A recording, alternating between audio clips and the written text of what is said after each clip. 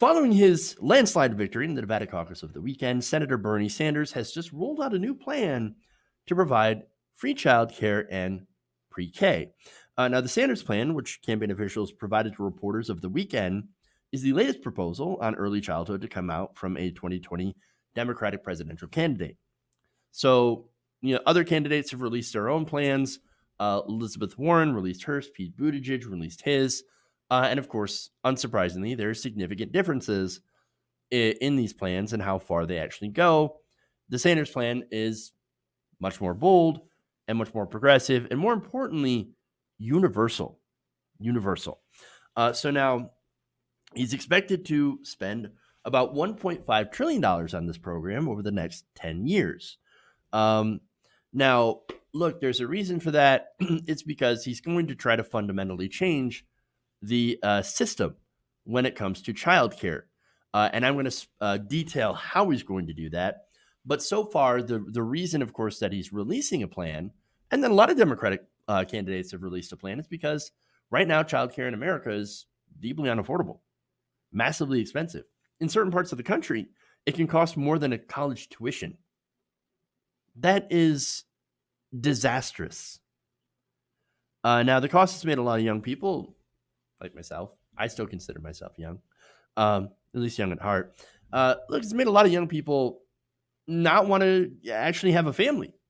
I mean, among other things, right? Among student loan debt, for one, that's huge why people aren't having families or getting married. It's a massive amount of debt. The fact that people cannot purchase homes. And then when they do have a family and you're relying on a two-person income, well, you're not able to get childcare. And so, and look, if you are, it is so expensive that sometimes people only work to pay for the childcare. And in that case, it actually benefits you more to just stay home with the child. But ultimately, the family income is harmed. And so that's a big problem with the unaffordability and unavailability of childcare. And the other thing, of course, is that who are you going to trust, right? Look, it's not an easy thing to entrust your child to, a daycare provider or a childcare provider that you don't necessarily know. I mean, so it is a risk, right? So some of these things are tried to, are mitigated in this. Okay.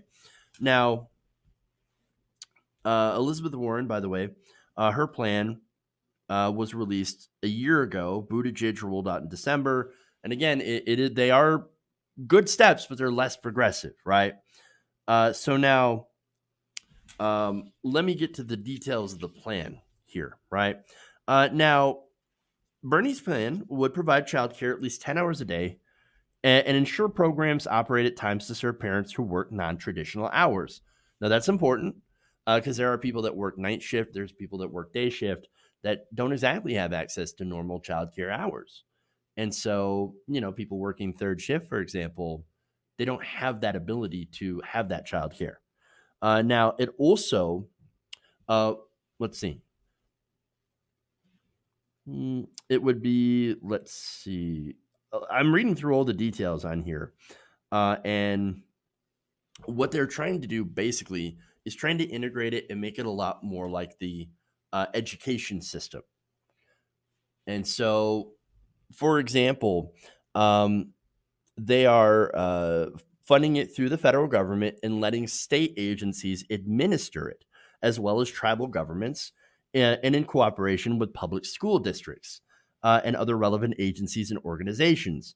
Federal funding would cover the full cost of childcare and pay for the workers as well as expenses. So it actually wouldn't be paid for by the states, but they would receive federal funding, and the states would still be able to manage how exactly they do this.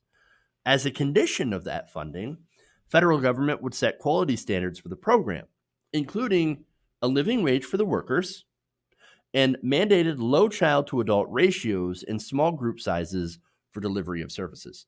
And so it's to make sure that, of course, that you're going to attract more people that are, qualified with a higher wage. That's good. You also have, daycares that won't be packed with, full of children without enough adults to be able to supervise, and all that other stuff.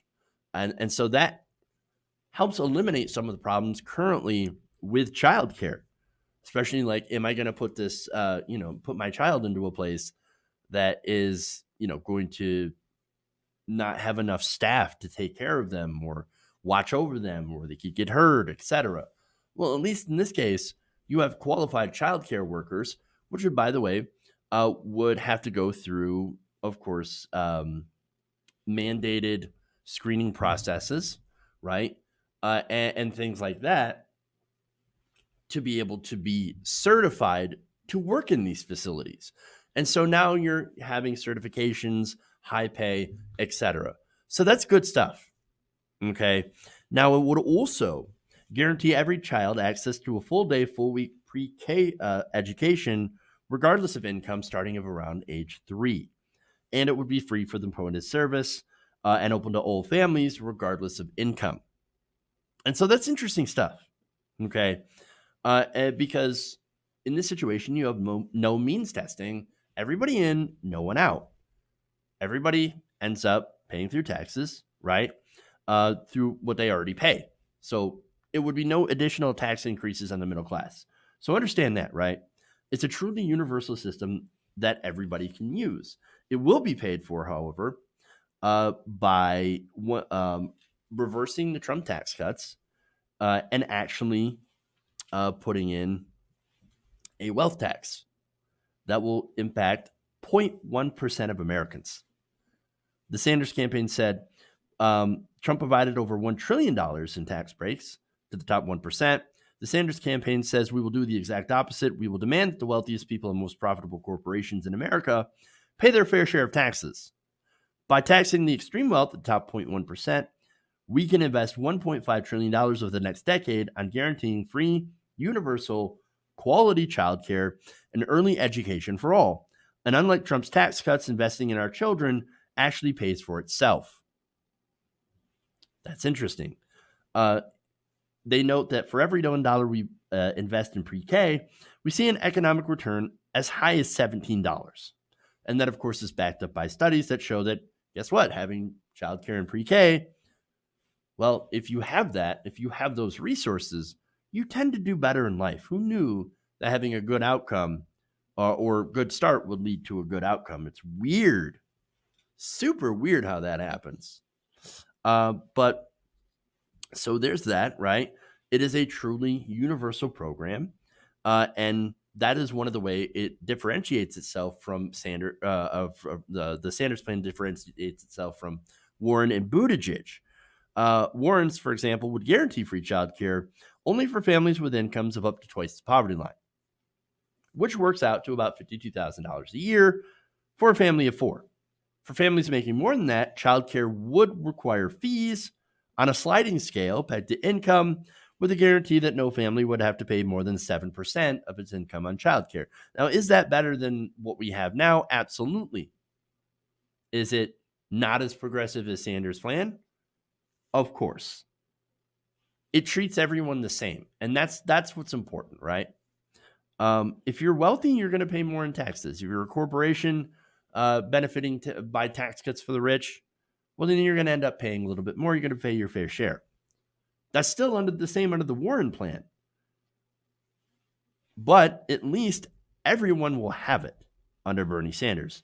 And that's the advantage of doing it universally, right? It creates a system where everyone benefits equally from the program. And not only that, but it would show that these programs, by doing it that way, are the most resilient, most equitable, and most effective when they're available to everyone under the same conditions. And so that's, again, the huge appeal of the plan. I'm glad the Sanders campaign has addressed childcare. It is necessary. It is important. It's about time that we actually do something to help regular families instead of multinational corporations and the rich. Hey guys, hopefully you enjoyed that free video. Now I'm going to have to ask you a favor. Between the demonetization and the YouTube algorithm messing around with view counts, etc., we're having a hard time adjusting to the new YouTube reality. which is where you guys come in. See, we have a Patreon, patreon.com/TYTNation, set up to help us rely on you guys, the viewers, instead of big corporate ads. Look, you know the show. You know I'm not in favor of big corporations anyway. So help us transition away from relying on the ad model to pay the bills and sign up to be a patron, patreon.com/TYTNation. That goes a long way to help us keep the lights on. And you guys will know that you're supporting independent progressive media.